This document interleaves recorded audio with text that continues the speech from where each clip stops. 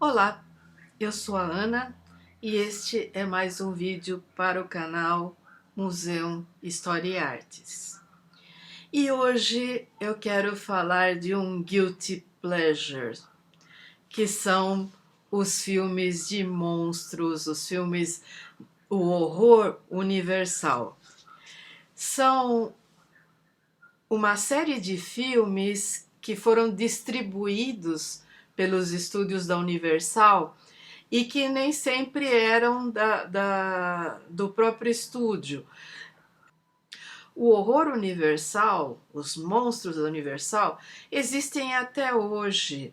Isso implica em quadrinhos, livros, filmes, curtas e longas para a televisão, porque é um universo. A gente tem a fase clássica, que vai de 1913 a 1956, e que tem muita coisa, tem para mais de uma centena de filmes, e você tem, posteriormente, você vai ter a distribuição até de filmes rodados e produzidos no Reino Unido. São muitos cineastas, muitas interpretações. É uma vasta coleção de filmes de monstros, em sua grande maioria filmes B, aqueles filmes de segunda linha que muitas vezes abriam a matinê para o filme principal, mas que com o tempo foram se tornando cult movies. Às vezes sim, às vezes não, mas são filmes deliciosamente trash. Eu sou suspeita para falar porque eu adoro todas aquelas coisas do Christopher Lee, o Peter Cushing, o Boris Karloff, o Vincent Price, todos aqueles filmes dos anos 50, 60 e 70, que eram filmes relativamente baratos, com histórias sem pé nem cabeça, e aqueles atores com vozes impostadas, mas que é uma delícia de assistir. E eu, tempos atrás, ganhei aqui em casa um box com vários deles da era clássica. Então a gente tem aqui Drácula, de 1931, dirigido pelo Todd Browning, com o Bela Lugosi. A gente tem Frankenstein, que é de 31 também, dirigido por James Whale, com o Boris Karloff. A gente tem a Múmia, também com o Karloff, e eu adoro o Karloff. É o meu favorito de todos eles, que é de 32 e foi dirigido por Karl Freund. E você vê que tem diretores que são bons, não é qualquer coisa não. Em 1933 você tem O Homem Invisível, de James Whale, também com o Claude Rains. E você tem O Monstro da Lagoa Negra, que esse aqui, gente, esse é um filme de sessão da tarde.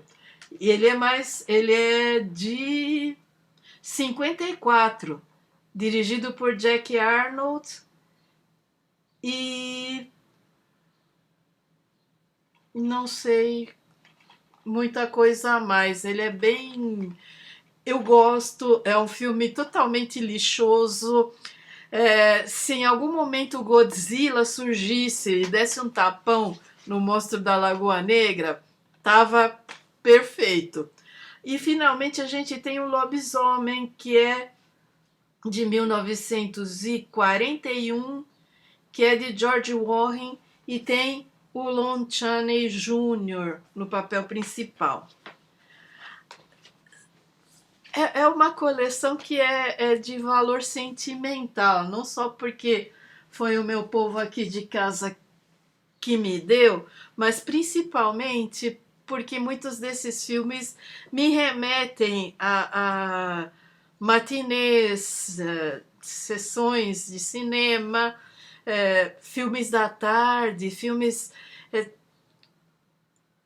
É todo um conjunto nostálgico muito interessante, mas que a gente, às vezes, precisa colocar em contexto. E esses filmes começam às vésperas da Primeira Guerra Mundial. E vão ter clássicos como O Fantasma da Ópera, com o Lon Chaney Sr., né, o original, e vão avançando. Depois da Primeira Guerra, você vai ter cada vez mais monstros deformados, monstros aleijados, monstros de todo tipo, que meio que refletem toda essa todo esse ambiente do pós-guerra em que os sobreviventes voltaram muito machucados. E que a medicina da época mal conseguia lhes dar as condições de retomar uma vida produtiva. Então, muita gente lidava com algum parente que, mesmo sendo muito jovem, tinha deformidades e mutilações que impediam que tivesse uma vida normal. E isso foi ficando pesado. Então, esses filmes, eles atuavam como um contraponto. Da mesma maneira como a gente sempre diz que todos aqueles filmes de monstros gigantes no Japão têm a ver não apenas com a bomba atômica, mas também com a situação geográfica do Japão, sempre sujeito a terremotos, a tsunamis, a tempestades. Então, o entretenimento, muitas vezes, pega situações que na vida real são extremamente tensas e quase que insuportáveis e transforma em uma linguagem de fantasia e oferece para as pessoas meio que uma paráfrase, uma maneira de lidar com o incontornável.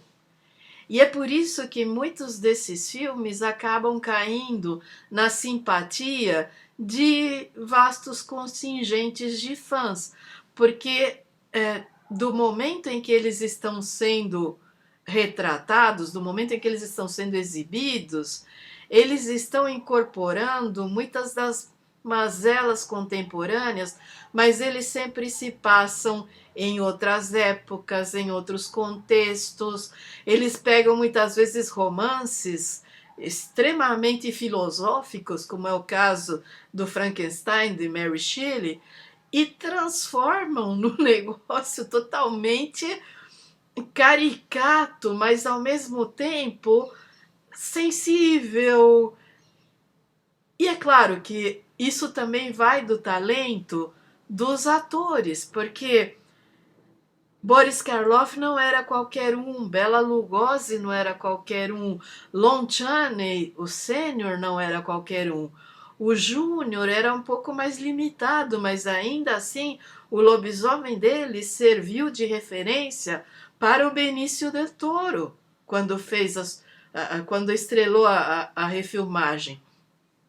Então você tem algo muito sólido aí, algo muito bem estruturado em termos de entretenimento, e ao mesmo tempo são filmes em preto e branco, com uma fotografia inovadora, efeitos especiais que para a gente são capengas, mas que para a época as pessoas achavam, poxa, como fizeram um negócio desse com tão pouco dinheiro? Olha essa perspectiva, que é o caso do Drácula, em que você tem aquelas cenas com plano aberto, aquela escadaria imensa, aquelas paisagens, e ao mesmo tempo você sabe que aquilo foi feito em estúdio.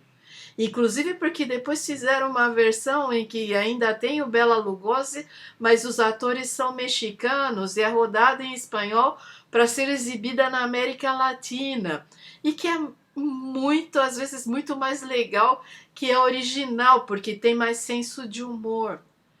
Mas você tem esses cineastas, esses atores explorando as mazelas do ser humano, as histórias complexas dos nossos medos mais primitivos e criando ali toda uma estética de cinema, criando um nível discursivo que influencia até hoje filmes de suspense, filmes de terror,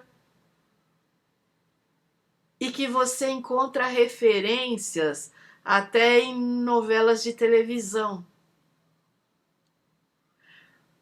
E é isso que torna os monstros da Universal tão deliciosos, tão incríveis e tão parte do nosso imaginário. É claro, se você tem mais de 50 anos, se você tem menos de 50 anos, o seu repertório cinematográfico provavelmente vai ser diferente. Você vai poder pensar no Drácula do Coppola ou em outros Dráculas mais contemporâneos, ou você vai poder pensar aquele Frankenstein do Kenneth Branagh, que o De Niro faz um monstro, e outras filmagens e refilmagens, todos esses monstros no universo de Penny Dreadful, por exemplo, e que eu tenho aqui no canal um episódio sobre Penny Dreadful, lá naquela playlist Séries que Resistem ao Tempo,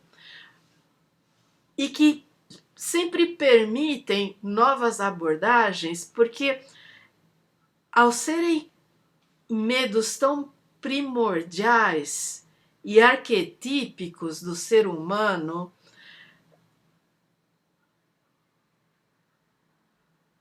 a ordem discursiva vence o tempo. Você pode recolocar muitas das questões que nos afligem nas tramas, ou você pode jogar essas tramas ainda mais longe na história, na distância. Você pode ambientar em locais totalmente inusitados e ainda assim você vai estar lidando com algo atávico, primordial, com algo que é inerente ao ser humano. Porque o ser humano sem medos perde uma boa parte da sua humanidade. Muito do que nos define é aquilo que tememos. E é preciso pensar nisso, é preciso pensar como essas coisas nos assustam. Porque, embora sejam filmes de terror, eles não são assustadores, por exemplo, como o Nosferatu do Murnau.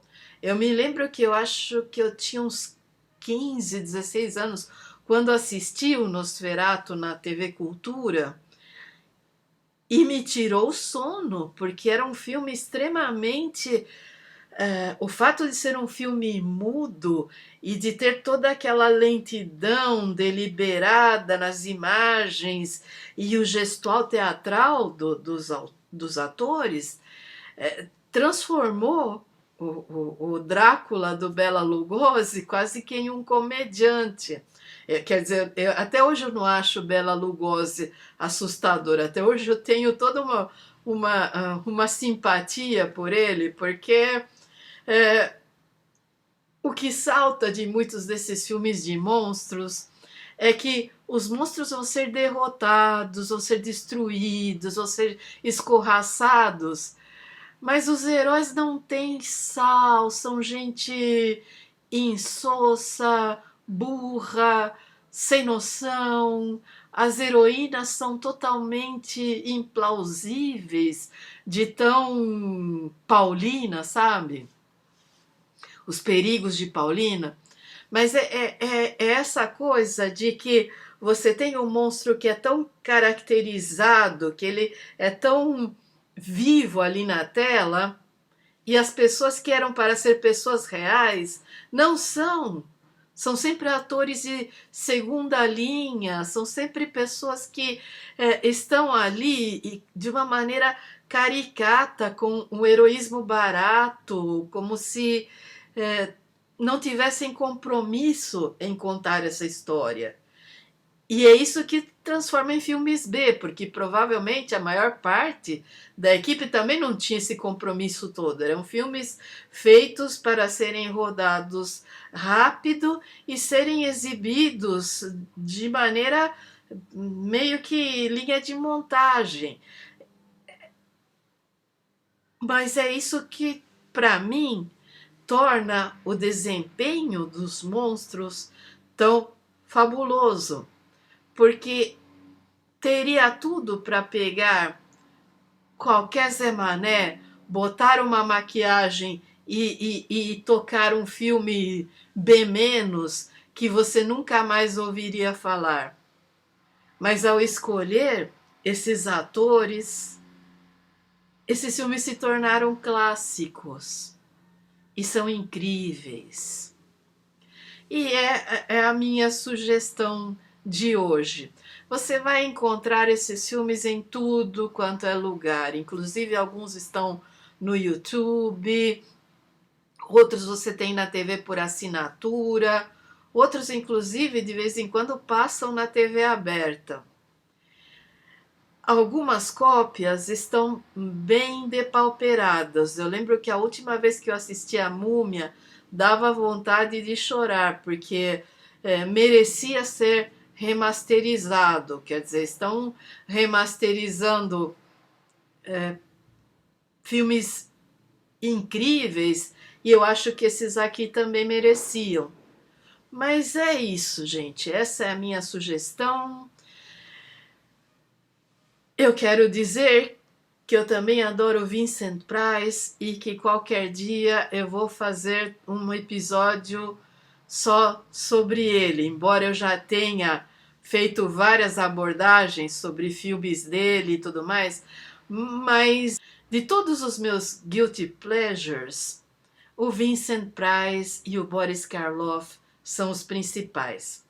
Então eu deixo vocês, como sempre, nas próximas semanas no meu canal original, que leva meu nome por extenso, e depois novamente aqui no museu. Cuidem-se muito, um enorme abraço e até a próxima.